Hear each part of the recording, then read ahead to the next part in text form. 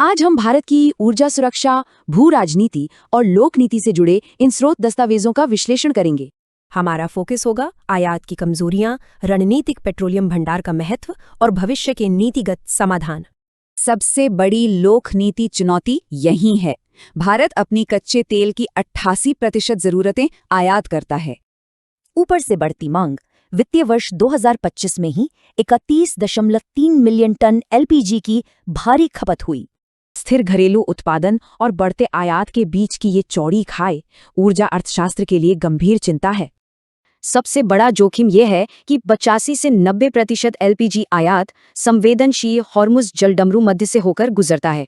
हाल के भू राजनीतिक संघर्षों ने आपूर्ति को बुरी तरह बाधित किया।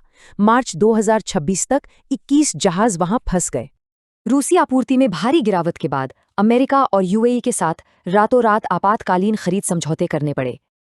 अब सवाल है, ऐसे वैश्विक झटकों से कैसे बचें? यहीं रणनीतिक पेट्रोलियम रिजर्व या एसपीआर काम आते हैं।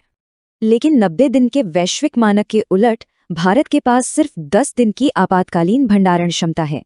इसी जोखिम को कम करने के लिए नई नीतियां अब आक्रामक घरेलू अन्वेषण और इंफ्रास्ट्रक्चर पर जोर दे रही हैं।